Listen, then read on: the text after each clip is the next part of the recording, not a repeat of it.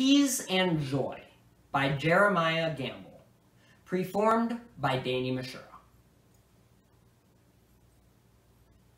When you think of Christmas, I bet you get a smile start to spread across your face and stretch a toothy mile. You might feel burps of joy and fits of giggles in your tummy. When you think of Christmas thoughts, you feel all warm and yummy. I bet you think that you love Christmas more than most. I think you do, but I know someone who can boast that they love Christmas more than anyone across the seas. I've met this family. They've met me. This family is called the Peas. Mama Peas and Papa Peas and their 10 perky tots. Dasher, Dancer, Prancer Peas with her pink poodle spots. Rudolph, Holly, Ginger Peas, Donner, Blitz, and Chris, and last of all, Little Joy Peas. She's the littlest. They celebrate the holiday with festive, fervent zeal, wearing reds and greens all year long in velvety chenille. They cut down Christmas trees for every room inside the house. They even have a little tree for their friend Pete the Mouse. Joyous sounds of Christmas music play without a pause, beginning in September and not stopping till it thaws. Closets bulge from presents purchased from the former year, and they dress every pet to look like Santa's 8 reindeer. On Christmas Eve, the Peas go to church at 6 and 10 and midnight. On Christmas morn, the Peas get up, awake before the sunlight. They all get dressed to reenact the story in Luke 2. Shepherds, sheep, 2 angels, Joseph, Mary dressed in blue. Santa, Batman, 2 wise men, and a Power Ranger assemble in the living room and gather round the manger. And in the shadow of the presents piled about the tree, an empty manger, where the baby Jesus ought to be. But it is no accident, for it is a Peas tradition to search for missing Jesus. It's their Christmas morning mission.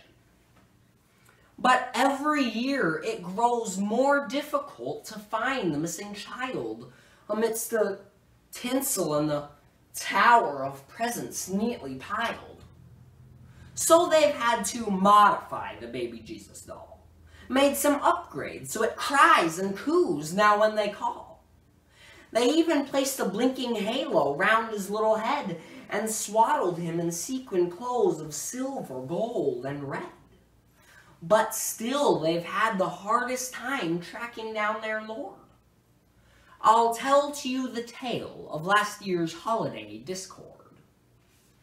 Countless hours they looked and looked for lost Emmanuel, but all they found were dust bunnies and a single jingle bell. They also found $1 worth of change stuck in the couch, and all the Peas grew restless and began to grinch and grouch. I'm hungry. I'm tired. I say we open presents now.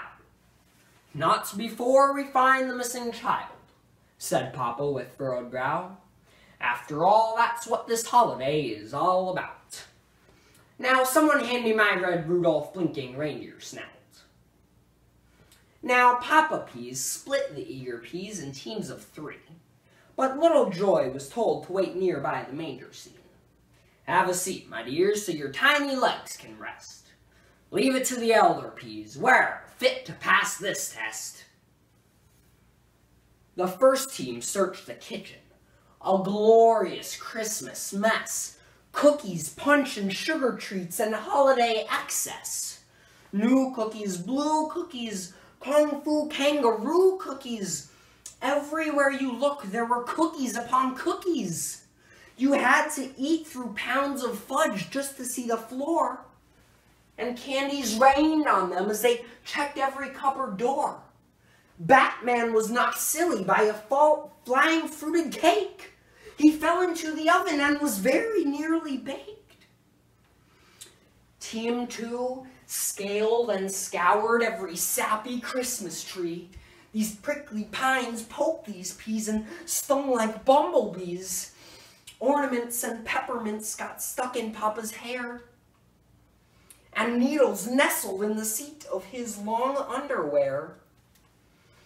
The third team got a bit distracted by the large TV that featured a new Christmas show in Santascope 3D. An argument broke out as Donner fought for the remote to watch a special featuring a singing Christmas goat. The fourth team fared no better as they poked about the presents. Scaling the precarious pile was dangerously unpleasant.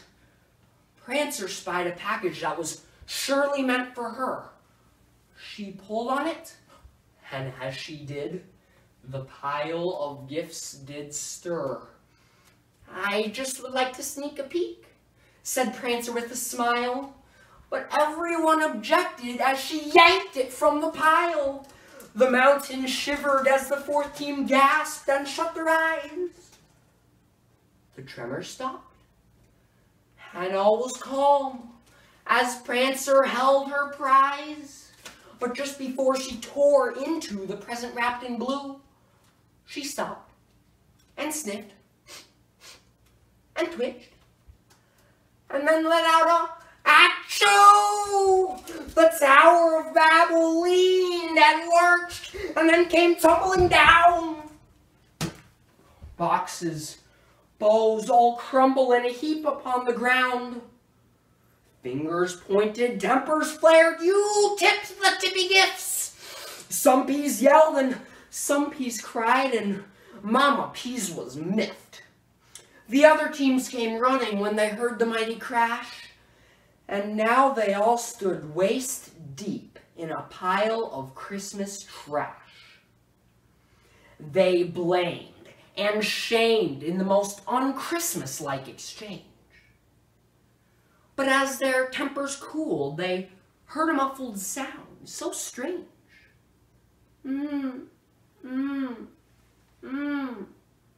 Came a sound from underneath some toys. They moved a couple boxes and found dearest little Joy.